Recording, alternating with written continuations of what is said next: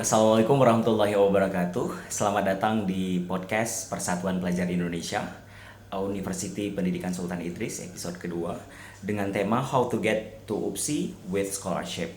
Dengan narasumber kita pada malam yang berbahagia ini, kita kedatangan narasumber Bapak Ketua PPI UPSI, Bapak Wajedi Khairul Imami, dan Ibu Talita ya, salah satu awardee beasiswa BPSDM Aceh. Baik, ini tanpa berlama-lama lagi, kita akan mulai terus untuk podcast PPI UPSI episode yang kedua. Boleh terlebih dahulu Kak Talita memperkenalkan diri? Ya, nama saya Talita. Masuk ke UPSI itu dengan bantuan dari dana Badan Pembangunan Sumber Daya Manusia Aceh. Ini sudah semester 3 dan masih tersisa 1 semester lagi ya. Iya, baik. 2 tahun, Oh, 4 berarti semester. 4 semester ya? 4 semester, Oke. iya. Mungkin background pendidikannya di Aceh, kenapa bisa sampai di UPSI seperti itu? Sebenarnya degree-nya itu ngambilnya bahasa Inggris. Oh, bahasa Inggris, saya sambil bahasa Inggris. Iya, tapi ini scholarship-nya ngambil pendidikan anak usia dini. Karena dari BPSDM sendiri itu kan ada beberapa program. Salah satunya itu kan yang beasiswa pendidikan anak usia dini luar negeri. Nah, itu kerjasama antara pemerintah Aceh sama UPSI, PSI. Langsung dari Acehnya ya, dari pemerintah Acehnya ke UPSI. Jadi tidak ada yang mewakili. Artinya Aceh gitu, di kampus mana aja di Malaysia nggak seperti itu. Enggak, ini khusus langsung dari pemerintah Aceh ke UPSI. Ke UPSI, baik. Gitu. Kalau Wajidi gimana, Waj? Saya juga dari beasiswa daerah, namanya beasiswa NTB. Ya.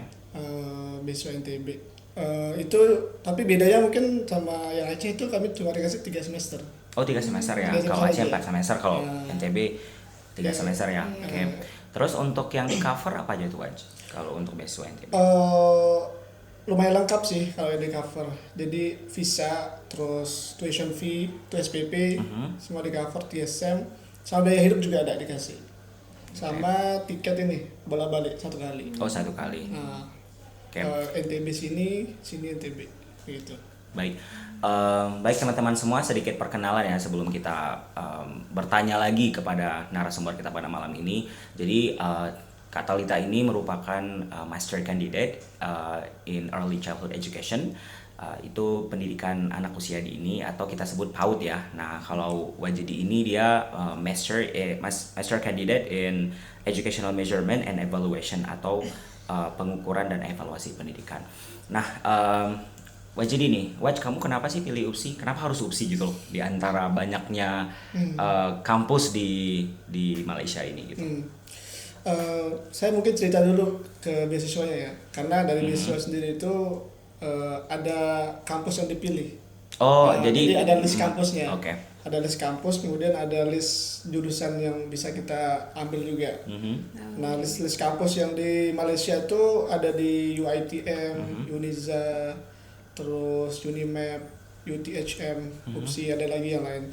Nah, kenapa UPSI? Karena background pendidikan sih. Dulu S1 saya pendidikan juga, terus lanjut di S2-nya kan juga evaluasi pendidikan ya. Jadi emang background pendidikan, dan saya tahu UPSI juga nomor 1 pendidikan kan di Malaysia. Jadi emang interestnya di sana, karena biar satu arah aja sama pendidikan. Jadi linear lah ya, gitu matching ya. Oke, jadi Wajidi mengambil jurusan evaluasi ini karena memang S1-nya dulu evaluasi. Bukan evaluasi. Saya pendidikan biologi. Pendidikan biologi. Tapi emang masih nyambung ya. Masih nyambung. Jadi artinya evaluasi pendidikan umum lah seperti itu ya. Pendidikan biologi. Nah, Kak Talita kalau misalnya pendidikan bahasa Inggris nih, ya kan? Pendidikan bahasa Inggris. Ya, karena kalau Wajidi kan pendidikan biologi, artinya evaluasi pendidikan juga masih ada. Nah, ini yang berbeda nih dari Kak Talita nih, pendidikan S1-nya itu bahasa Inggris, tapi kenapa masternya masternya early childhood education. Jadi kenapa tuh? Jadi itu kan dari BPSDM-nya sendiri ngasih syarat untuk pendaftaran itu yang punya latar belakang pendidikan linear atau pekerjaan yang berkaitan sama pendidikan anak usia dini. Jadi nggak mesti S1-nya harus anak usia dini terus baru boleh daftar, enggak. Kalau misalnya kerjanya juga dilatar belakangi sama pendidikan anak usia dini, juga boleh terjun atau boleh ikutan beasiswanya. Jadi itu kan yang diterima sebenarnya rame sekitar 40-an, cuman yang daftar nggak nyampe kayaknya kalau nggak salah, karena kan ada persyaratan TOEFL, ITP nilainya 500. Jadi kebanyakan yang bikin orang nggak daftar itu TOEFL-nya, ITP-nya. Jadi untuk dapatin skor ITP itu susah ya, jadi membuat orang nggak daftar beasiswa banyak yang ini. nggak daftar karena dengar-dengar sebenarnya rame yang mau daftar, tapi dari BPSDM sendiri nolak syarat ITP 500 itu wajib. Kalau nggak ada nggak bisa daftar gitu. Baik. Untuk dapatin beasiswa ini selain TOEFL ada kesulitan lain nggak, Kak? Kalau yang lain paling surat dari dinas, dari kepala sekolah tempat mengajar, paling sebenarnya yang sulit-sulit sekali itu nggak ada juga. Mungkin karena tadi juga yang daftar nggak terlalu rame, sedangkan yang dibutuhkan sebenarnya rame, jadi ya cukup mudah lah, nggak ada kendala yang berarti selama pendaftaran seleksi segala macam. Nggak kayak yang kan ada yang umum itu yang daftar sampai ribuan, itu baru. Baik. Jadi kalau misalnya beasiswa yang ini memang khusus gitu ya, khusus untuk pendidikan anak usia dini. Baik. Iya. Kalau jadi ada nggak struggle yang dialami selama mendaftar beasiswa NTB ini? Yang pasti TOEFL sih. Oh, TOEFL juga ya. TOEFL Jadi juga. persyaratan bahasa ya, Pak. Persyaratan bahasa juga ada di sana. Iya.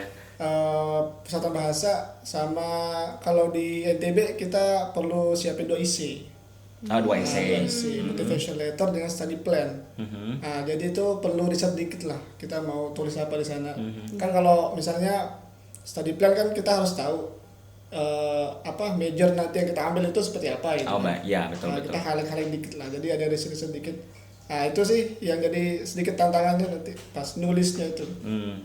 Jadi harus research, tulisannya harus bagus, grammar semua kan pakai bahasa Inggris kan, jadi benar-benar. Ya proofread semua itu sih yang perlu diurus-urus juga.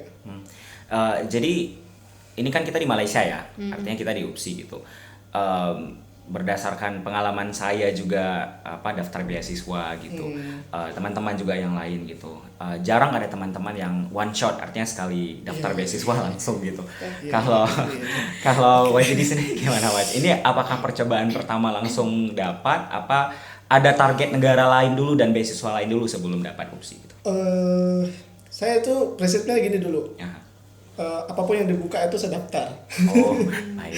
Sangat ambisius ya Bapak ini. Ada peluang ya. Mana peluang? Kan banyak tuh kan. Kalau dilihat di Google semua di sosmed juga banyak kan beasiswa itu. Tapi ini dulu itu kan masa COVID. Jadi kalau nggak salah itu LPDP, AS itu mungkin ketunda ya bahasanya. Jadi pas saya mau daftar itu nggak ngebuka gitu. Yang ya udah saya cari aja yang ngebuka itu mana. Ya, ini bisa NTB ngebuka. Ya udah saya daftar.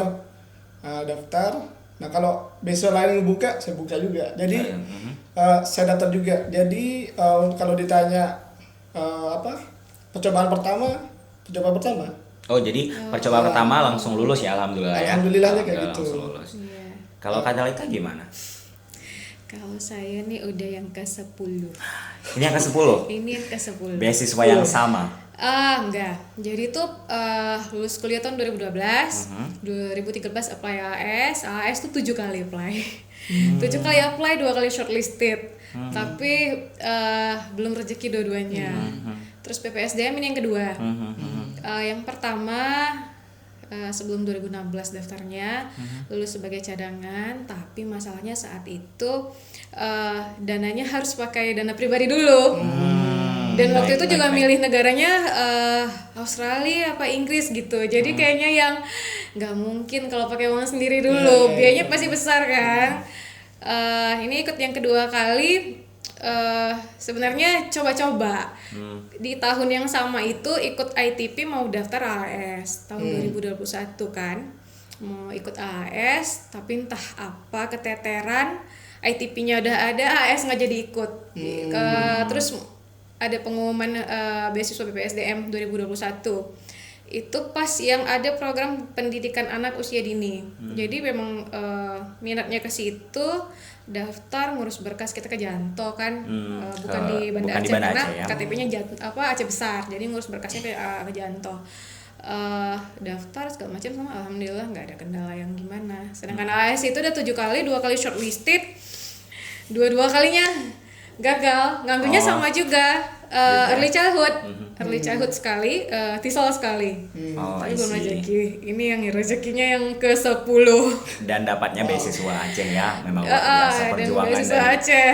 Talita. Oke, ini beasiswanya dari pemerintah ya, dari pemerintah NTB. Apa itu kayak misalnya ada artinya ada turut campur dari orang lain juga, misalnya kayak ada kalian ada beasiswa yang misalnya dari kantor apa gitu, atau misalnya dari sebuah institusi apa gitu, nggak langsung semuanya di cover sama pemerintah. Beasiswa ini kan beasiswa baru kan, baru semenjak gubernur yang sekarang Pak Zulkifli Mansyah itu menjabat. Nah, jadi emang kalau dilihat yang itu salah satu struggle dari yang ngasih beasiswa ini, itu struggle-nya sumber uangnya itu dari mana gitu kan. Jadi yang saya tahu itu beasiswa ini itu udah 3 kali pindah sumber keuangan. Jadi yang pertama itu ceritanya itu 2019 kan keberangkatan pertama kita pakai CSR dulu, dana CSR. CSR itu ya gubernur itu ngumpulin instansi-instansi yang bisa bantu gitu kan, Bank NTB, Bank inilah itu semua. Nah setelah itu karena dilihat udah oke deh kan, pengiriman udah lancar, semua prosedurnya sudah lancar, baru dipindahin ke dinas pendidikan. Nah, dinas pendidikan itu di tahun berapa dipindahin? Kalau nggak salah itu 2020 ya. 2020 berarti setahun menggunakan dana CSR, pengumpulan dana dari instansi pemerintahan, baru dialihkan sepenuhnya ke dinas pendidikan gitu. Dialihkan lagi. Oke. Jadi kemudian dialihkan lagi ke BRIDA namanya, Badan Riset dan Inovasi Daerah. Badan Riset dan Inovasi Daerah. Ini baru-baru kemarin sih pengalihannya. Kenapa dialihkan? Karena ya untuk tetap menjaga biar tetap ada yang dikirim gitu. Baik. Jadi itu salut sih sama teman-teman tim beasiswanya. Mereka struggle banget nyari sumber keuangan gini-gini gitu. Nah, untuk pendidikan di NTB sendiri seperti apa? Dengan adanya beasiswa ini artinya ada perubahan lah untuk beberapa tahun, apalagi selama Covid kan kita tahu sendiri sangat susah ya, ekonomi segala macam. Betul. Terus kemudian pendidikan juga harus online kan seperti itu. Jadi dampak dari beasiswa ini ke teman-teman kita dari NTB seperti apa, Waj? Sangat membantu sekali. Karena sebenarnya bukan beasiswa ke luar negeri doang yang diberikan. Jadi teman-teman yang mahasiswa yang berKTP NTB itu yang kuliah di Jawa misalnya di mana-mana, itu mereka bisa daftar juga.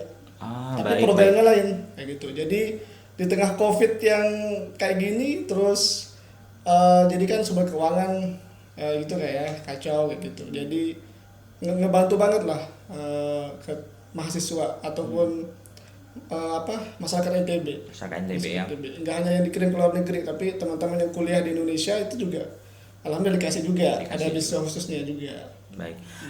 Kalau Talita gimana Kak? Maksudnya selama mendapatkan beasiswa ini ada kendala nggak? Maksudnya selama kuliah, kemudian terutama keuangan ya. Artinya kan kita kuliah di negara orang, kemudian kita menunggu dikirim uang itu kan cair apa segala macam. Ya kan? Tahulah bagaimana rasanya menunggu cair itu gitu loh, dengan keadaan yang hadiah gitu ya. Kapan nih transfer, kapan nih masuk? Iya, sebenarnya kalau dari keuangan alhamdulillah lancar ya. Iya, paling yang pertama itu yang kita pakai uang sendiri dulu bikin visa, karena tentunya itu kan belum cair. Tapi setelah itu rembes ya, rembes langsung diganti. Kalau dari dana, alhamdulillah nggak ada kendala. Nggak ada kendala.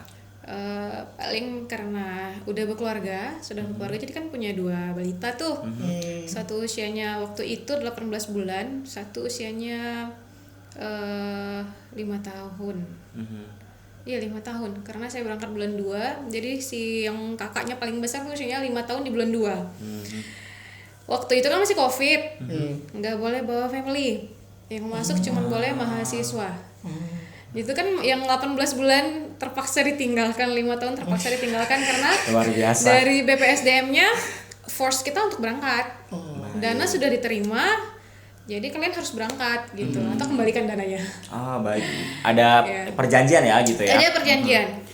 Boleh tidak berangkat, tapi dana yang diterima beda. Harus dikembalikan. Iya, yang sekian, misalnya anggarannya sekian untuk ke Malaysia, tapi karena nggak berangkat ya dipotong sekian, ya disesuaikan dengan di mana domisilinya ya. saat itu. Oke, ngomongin tentang keluarga nih Kak, yang masa COVID gitu, dengan kakak yang nggak bisa bawa keluarga ke sini, dan itu salah satu struggle-nya ya. Struggle gitu. luar biasa. Luar biasa. Nah, ada nggak struggle lain yang kakak misalnya dari awal daftar, kemudian kayak gimana sih beradaptasi di Malaysia? Ya kita dari Aceh ya, saya juga dari Aceh kebetulan, jadi udah Melayu juga ya, artinya Malaysia rumputnya sama rumputnya kita sama. ya, jiran, artinya Indonesia sama lah dengan Malaysia, adat kita hampir sama. Nah, struggle-nya itu gimana Kak dari segi budaya Kalau Kak, atau dari makanan? segi budaya ya, dari budaya atau makanan segala macam sebenarnya nggak ada masalah, karena memang kan kita di Aceh makanan tuh berempah ya, sampai sini cuma berempah, paling di sini yang strong bau kari, tapi itu nggak jadi masalah, masih masuk ke lidah. Terus cuaca sama, kita panas sama hujan gitu kan, jadi nggak ada musim yang beda, salju apa segala macam, jadi dari cuaca oke, makanan oke, sebenarnya nggak ada masalah karena memang kita masih satu rumpun. Jadi nggak ada yang kendala yang paling berarti. di bahasa sedikit ya. Di bahasa ya. Jadi Ya, kan kenapa? ada pengalaman tuh datang ke IMC. Jadi kan waktu itu ninggalin anak usia 18 bulan, ninggalin usia 5 tahun, ninggalin suami di sana. Galau kan, datang ke IMC emosi labil. Terus ngomongin sama yang di office itu. Beliau ngomongnya bahasa Melayu ya. Jadi kurang paham apa yang disampaikan. Terus saya bilang gini, nggak apa-apa Cik, pakai bahasa Inggris boleh, saya paham. Ya. Iya, jadi nggak, kalaupun gimana bilangnya ya, pokoknya setelah ngomong mikir, kok kayaknya tadi nggak sopan ya ngomong gitu. Tapi karena emosi nggak nentu. Iya, benar. Dan itu hari keberapa nyampe kan, kita harus ngurusin visa segala macam, harus dicop, di stikerin kan visa kita itu. Jadi datang ke situ habis ngobrol, aduh tadi ngomong apa, dia diingetin juga sama kawan. Diingetin juga sama kawan, Kak tadi kok ngomong gitu ya Kak, kayaknya gak enak sama Ence itu katanya kan. Paling ya gitu, karena bahasanya belum lancar, jadi masih kayak ya udah ngomong bahasa Inggrisnya, mungkin karena backgroundnya bahasa Inggris ya. Bukan yang pintar sekali bahasa Inggris, bukan ya. Tapi untuk menghindari orang ini kesalahpahaman dan orang nggak paham dengan bahasa It's better Malaysia. for you to speak in English lah maksudnya, tapi tanpa maksud merendahkan orang lain, nggak ada. Ya, benar. Cuman mungkin karena kondisi mental yang waktu itu masih nggak stabil. Jadi ngomongnya mungkin dengan nada yang kurang menyenangkan gitu ya. Nah kalau Wajdi gimana Waj? Untuk adaptasi selama di sini? Kalau Talita bilang tadi cuaca sama makanan nggak masalah ya. Kami masalah. Oh ini masalah nih kan? Kami masalah. Kurang pedas ya makanannya? Iya, kurang pedas. Kan udah nebak kan? Lombok itu kan Lombok cabe ya. cabe Lombok cabe ya. banget. Makanya pedas-pedas banget kalau di Lombok. Datang sini, di sini namanya ada pedas-pedasnya gitu kan. Betul. Ayam pedas apa ya, gitu. Betul. Dicicip manis. Iya, di sini makanannya manis semua. Manis. Nggak Saya pedas. ekspektasi kita yang mau makan pedas itu nggak nyampe. Benar. Jadi teman-teman yang dari Lombok itu lebih baik mereka lebih milih untuk masak sendiri. Jadi tapi, menyesuaikan selera sendiri ya, jatuhnya. Tapi tetap sih ada sih makanan yang ya masuk lah, bisa lah kita ini makan. Tapi emang kalau kari, karena mungkin kami nggak biasa makan kari ya, karena malahan jarang banget. Jadi pas makan kari itu rasanya kurang masuk lah. Jadi jadi milih-milih dulu. Oh baik, jadi solusi terakhirnya adalah masak sendiri gitu. Kalau misalnya nggak masak, terpaksa makan di luar, itu apa namanya menghindari kari-karian ya. Jadi selama tinggal di sini nih udah hampir 2 tahun ya Pak ya? Udah hampir 2 tahun memang sama sampai sekarang belum terbiasa. Oh belum terbiasa makan kari. Makanya kalau makan ke restoran atau di luar itu kasih teman makan dulu. Oh gitu, kalau dia bikin enak, udah makan gitu ya. Kalau enggak usah pesan gitu. Oke. Nah untuk pembelajaran sendiri nih Pak, gimana? Dari dosen gitu, mungkin nanti disebutkan juga gimana sih perbedaannya dengan proses belajar mengajar kita di Indonesia. Saya suka proses sistem pendidikannya, saya suka banget sistem pendidikannya, saya suka banget dengan dosennya. Pertama karena pengalaman pribadi ya, ketika interaksi sama dosen, terus ketika proses pembelajaran di luar kelas pun mereka care banget. Jadi kayak ngajakin makan di luar, traktir ini semua gitu. Jadi emang bondingnya kuat ya. Kuat banget. Iya. Di kelas pun kayak sportif banget lah. Jadi memaksa, tapi maksanya itu biar kita paham gitu. Terus kebetulan kan dulu pernah ini ada presentasi kan PPI dunia gitu kan. Saya riset juga. Ternyata ada satu penelitian dari Cambridge itu buktikan kalau dosen-dosen di Malaysia itu ya paling sportif. Yang paling sportif. Iya saya ingat juga waktu itu kan. Ya. Katanya penelitian itu. Benar-benar. Saya mengalami sendiri juga dengan dosen saya. Jadi sampai sekarang saya malu gitu loh. Artinya pengalaman saya nggak pernah sebelum ini dihubungi oleh dosen. Jadi kita yang menghubungi dosen gitu, yang kita yang kejar-kejar dosen kan. Jadi kayak guru SMA. Iya guru SMA yang kayak kemana-mana tuh kita pokoknya assalamualaikum bapak, terus kalau assalamualaikum ibu, mohon maaf mengganggu waktunya, itu kayak ada format gitu loh SMS-nya. Iya nggak sih? Jadi minta ketemu itu susah banget kan selama kita degree dulu ya, saya kalau misalnya pengalaman degree. Nah jadi pas di sini itu sampai, jadi memang bukan nggak tahu aja sih, lebih besar kepada memang awalnya itu nggak tahu mau kemana dan nggak mau cari tahu untuk menghubungnya seperti apa. Nah jadi waktu itu tiba-tiba saya masuk dapat email itu tuh langsung dosen saya yang memperkenalkan diri.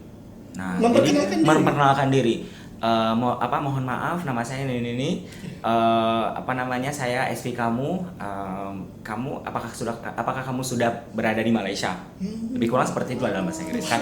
Nah jadi dan dari saat itu saya lagi goler-goleran gitu loh di tempat tidur, masuk kayak ini saya nggak bisa terus-terusan seperti ini. Jadi kayak seminggu sampai di Malaysia dulu tuh langsung cari. Waalaikumsalam, Waalaikumsalam Profesor. Nah jadi yang ada cerita lucunya. Profesor padahal. Ya Profesor Media. Nah jadi ada cerita lucu. Nah saya kan kita kan kalau misalnya masukin nomor Malaysia kan nggak bisa. Artinya kita masukin WhatsApp tuh harus ganti negara dulu kan. Plus 62 plus 60. Nah itu. Nah jadi kan saya kan beliau kan kasih nomor HP nih. Nah kasih nomor HP jadi saya nggak bisa masukin, nggak ngerti, nggak paham karena kita biasanya kalau Indo kan langsung masukin nomor, langsung ada WhatsApp tersedia kan, jadi kayak kita tinggal Hai assalamualaikum gitu kan. Nah ini kan saya nggak ketemu nih nomor WhatsApp, nomor ini tidak tersambung dengan WhatsApp gitu kan. Nah jadi saya balas lagi dong emailnya. Prof, mohon maaf, ini saya tidak bisa masukkan nomor profesor ke daftar WhatsApp saya gitu. Mana nomor kamu? Katanya. Udah ada nomor Malaysia. Oh belum Prof, ada nomor Indonesia, nggak apa? Nomor Indonesia kasih. Jadi saya malu sendiri gitu loh. Terus kamu dihubungi lewat nomor? Saya dihubungi oleh beliau, di telepon lagi. Betapa welcome ya kan, dan friendly sekali ya. Welcome. Nah itu yang saya rasakan selama di sini ya, dan mungkin teman-teman juga merasakan itu. Nah oke, Kak Talitha, tadi Pak Judi sudah membahas tentang bagaimana sih proses pembelajarannya di sini gitu, dan alhamdulillah untuk sejauh ini tuh tidak ada terkendala dan justru makin disupport dengan dosennya. Nah betul. Kalau kakak gimana dengan perbedaan jurusan ini, ada kendala yang berarti nggak? Beradaptasinya susah nggak? Alhamdulillah karena memang ada background di situ jadi nggak terlalu nggak terlalu kaget ya dengan materinya, karena kita kan masa waktu mengajar PAUD itu memang sebelum mengajar di training dulu. Jadi dulu pertama ngajar PAUD itu tahun 2011, belum lulus degree. 1 minggu memang di training ilmunya apa aja, ini yang harus diajarkan. Jadi ketika masuk ke kelas yang berkaitan dengan pendidikan anak usia dini udah nggak asing. Itu dari segi ilmunya nggak terlalu susah untuk catch up dengan apa yang dijelaskan sama dosen kan. Kalau dari segi keramah tamahan dosennya juga yang kayak Syabel bilang tadi, sangat ramah, sangat welcome. Jadi kitanya yang nyaman, nggak yang takut-takut gimana mau. Nggak merasa jadi orang asing ya di sini ya. Nggak merasa jadi Karena orang asing. Nanti dibilang dari Aceh ya. Pokoknya kondisi pembelajaran pun di kelas gimana ya, karena memang dosennya welcome, kawan-kawan pun juga welcome kan, nggak ada yang aneh-aneh gimana. Pokoknya seru lah. Okay. Seru kuliah di sini. Kuliah di sini ya, alhamdulillah ya, suka. Nah, kita ngomongin beasiswa lagi nih. Untuk beasiswa Aceh sendiri, kakak boleh jelasin nggak list dari apa aja yang harus disiapkan, kemudian nanti step by stepnya bagaimana cara mendapatkannya dari awal sampai akhir. Iya, jadi itu dari, kalau nggak salah ingat ya, dari pengumuman ada sekitar 1 bulan untuk nyiapin berkas. Itu berkasnya sebenarnya nggak banyak, KTP, KK itu pasti ya, identitas. Kemudian ITP itu wajib karena yang ke luar negeri pasti minta ITP atau IELTS kan. Terus karena yang beasiswa PAUD ini harus ada background pendidikan anak usia dini, surat dari kepala sekolah, surat dari dinas pendidikan Aceh. Itu aja sebenarnya. Esai tadi nggak ada karena nggak ada esai ya? Tidak ada esai. Esainya itu diminta ketika sudah lulus berkas.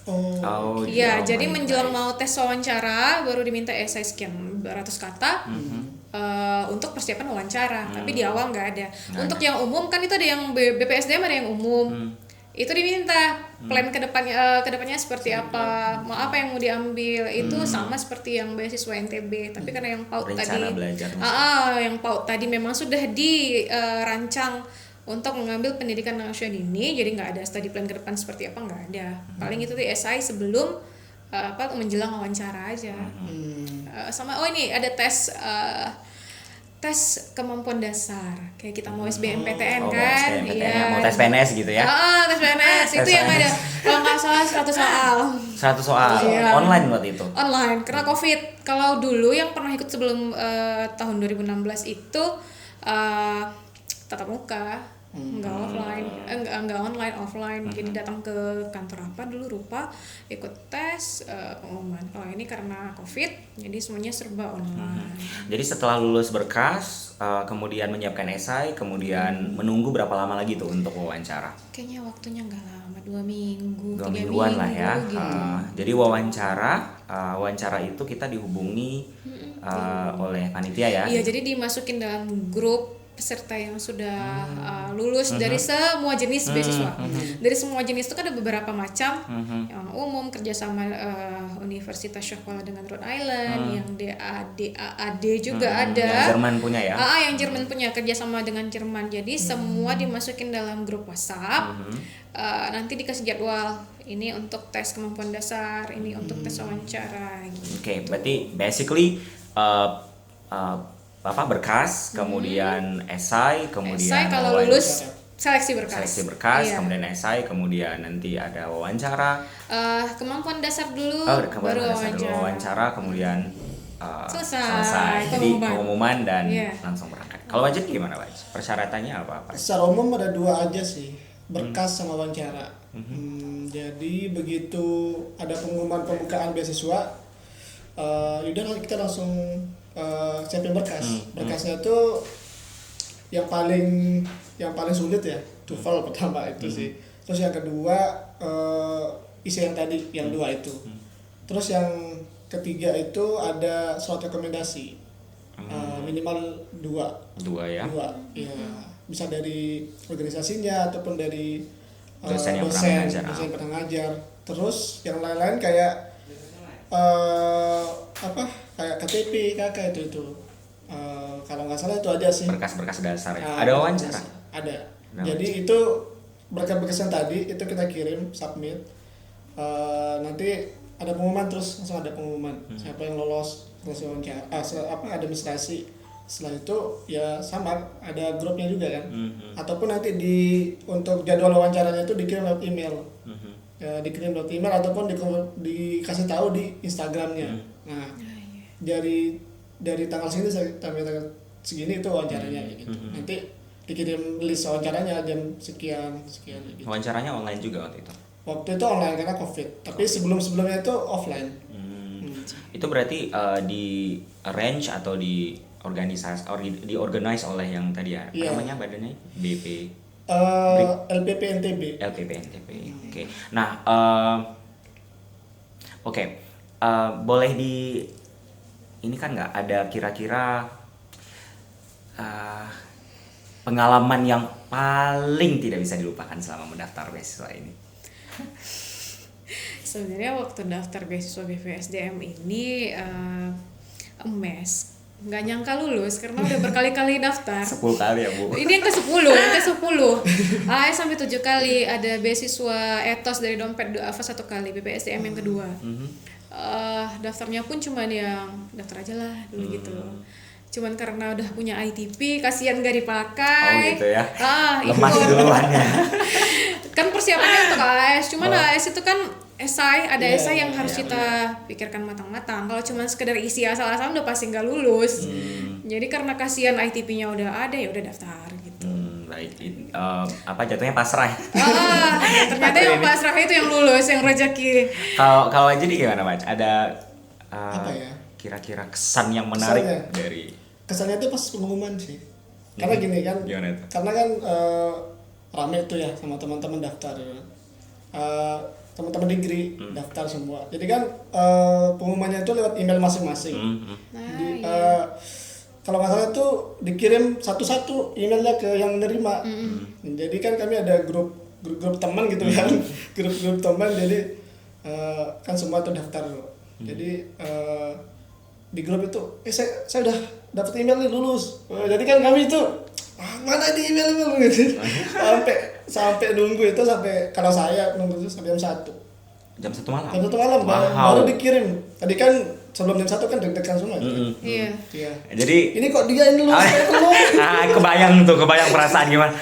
Beruntung banget kamu yang bisa lulus gitu ya. Ini aku lulus apa enggak ya gitu ya perasaannya. Dan itu yang lulus tuh nggak ada listnya. Jadi cuma masuk email. Masuk email pribadi yang lulus doang. Jadi kita nggak tahu teman ini lulus apa enggak, yang lain lulus apa enggak. Ini kan deg-degannya di sana. Gengsi dong sama teman yang iya benar. Belum tahu nih gitu ya. Belum terima email gitu. Oke, Wajidin kan mau lulus ya insyaallah nanti. Kapan Pak? Ini? Kemarin alhamdulillah sudah FIFA bahasa di sini. Itu kalau bahasa Indonesia apa ya? Sidang akhir tesis. Nah, sekarang sedang revisian sih, alhamdulillah. Tinggal kemarin dikasih waktu sampai Januari untuk revisi semua. Nah, habis itu kayaknya submit, baru siap-siapin dokumen-dokumen yang perlu dikirim ke kampus. Baru alhamdulillah bisa selesai lah. Ada rencana mau nyambung lagi nggak? Ini pertanyaan yang mungkin teman-teman menunggu ya. Jadi karena tadi kesannya baik semua, jadi dosennya, pembelajaran segala macam. Jadi kira-kira ada. Iya. Soalnya kalau niat ada. Semoga ada rezeki. Yeah. Untuk yang beasiswa itu menyambung ke PhD juga nggak sih? Belum ada. Sayangnya belum ada. Kalau ada saya gas lagi. Gas bos. Oke. Kalau kata itu gimana Kak? Ada ini dengan berkeluarga nih. Nah ini mungkin menarik ya. Dengan keluarga, kemudian anak ada 2 gitu, dengan keadaan yang di sini seperti apa gitu kan, dengan tantangan juga. Mungkin nggak ada tantangan dalam belajar kan seperti pasti. itu. Ya pasti itu dengan punya anak kecil kadang yang nggak ada yang jagain, jadi bawa dalam kelas dan dosennya sangat udah lengkap, boleh nggak apa-apa. Terus pertama tuh bawa 1 anak yang paling kecil, yang besar tinggalin. Ternyata besok meeting selanjutnya belum ada yang jaga juga. Akhirnya maaf dokter, saya bawa 2 nih. Tapi masuk kelas. Oh nggak tak apa karena memang anak-anaknya yang bukan yang bising ribut gimana kan. Alhamdulillah juga yang mereka bisa diajak kerja sama kooperatif, nggak mengganggu yang nggak rewel ya. Paling sekali-sekali ada celutuk gimana gitu kan, pas lagi dosennya nanya apa dia celutuk jawab gitu kan. ya gitu, udah gitu, dan dari segi biaya kan yang ditanggung sama pemerintah cuman wardi ya, family bawa tanggung sendiri. tanggungan sendiri. Nah, untuk itulah ada keinginan Kak kira-kira nanti sambung lagi deh di sini. Insya Allah. Insya Allah ya. Dimanapun Niat ada, ya. tapi Niat ada, dimanapun Allah kasih rezeki, semoga ada jalan untuk sambung lagi. Lagi masih muda kan? mudah harus Iya. menyambung. Oke, baik teman-teman semua, kita sudah mendengar tadi dari dua narasumber kita mengenai beasiswa, satu dari beasiswa pemerintah NTB, satu lagi dari pemerintah Aceh. Nah, mungkin sampai di sini saja episode kedua ini, episode podcast dari Persatuan Pelajar Indonesia University Pendidikan Sultan Idris. Saya Syahul Saputra, awardee dari Malaysia International Scholarship, beasiswa dari Malaysia. Saya akhiri, wabillahi taufiq wal hidayah. Wassalamualaikum warahmatullahi wabarakatuh.